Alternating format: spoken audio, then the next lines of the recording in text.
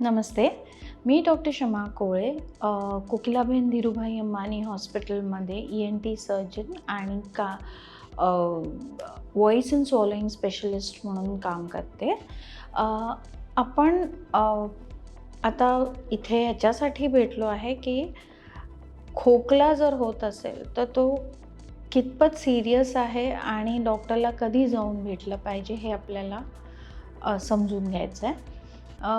खोकल्याचे 3 प्रकार असतात: अक्यूट, सबअक्यूट किंवा क्रॉनिक. अक्यूट म्हणजे 3 आठवड्याच्या आतमध्ये जर खोकला असेल तर त्याला आपण अक्यूट म्हणतो. 3 ते 8 आठवडे म्हणजे सबअक्यूट आणि 8 आठवड्याच्या वरती जर असेल तर तो खोकला क्रॉनिक म्हटला जातो. तर अक्यूट कॉफ कशामुळे होऊ शकतो? तर अक्यूट कॉफ आपल्याला सर्दी वगैरे होते, फ्लूचं इन्फेक्शन होतं, त्याच्यामुळे अक्यूट कॉफ होऊ शकतो. कधी-कधी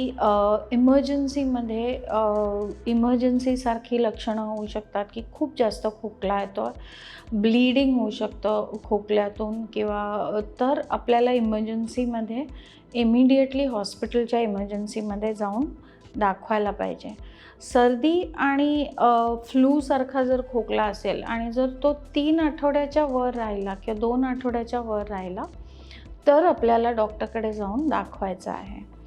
क्रॉनिक कॉफमध्ये बरेच प्रकार येतात. क्रॉनिक कॉफ TBमुळे होऊ शकतो. जेव्हा जो खोकला जास्त दिवस चालतो, कुठल्याही औषधाने तुम्ही तुमच्या जनरल फिजिशियनकडे गेलात, औषधं दिली आणि तरीही तो खोकला जर बरा नाही झाला तर त्याला आपण क्रॉनिक कॉफ म्हणतो आणि तो क्रॉनिक कॉफ जो आहे तो बऱ्याच कारणामुळे होऊ शकतो.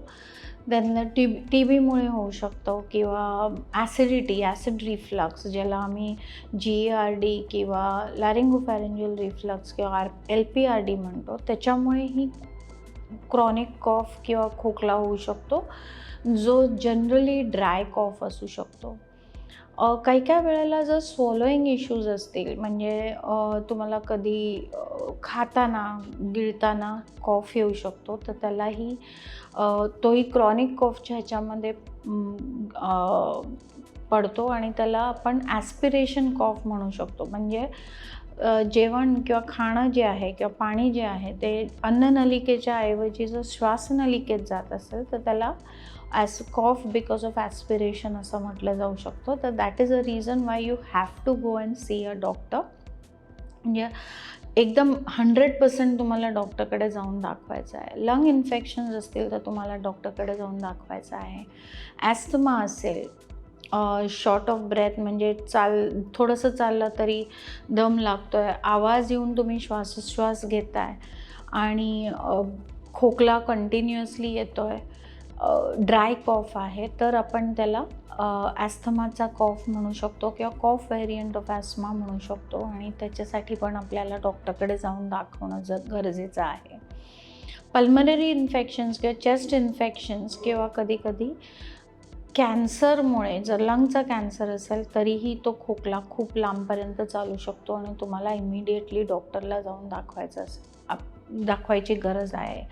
सो जो खोकला 3 आठवड्याच्या वर राहत असेल तर तुम्हाला 101% जाऊन डॉक्टरना दाखवायचं आहे. ॲक्यूट कॉफमध्ये मी तुम्हाला सांगितलं तसं थोड्याच गोष्टींसाठी तुम्हाला डॉक्टरकडे लगेच धावून जायची गरज आहे. सो याच्यावरनं मला असं वाटतं की मी क्लिअर केलं आहे की कधी आपल्याला खोकला असेल आणि डॉक्टरची ट्रीटमेंट ही 100% गरजेची आहे, हे तुम्हाला आता कळलं असेल. सो आशा करते तुम्ही हे फॉलो कराल. थँक्यू.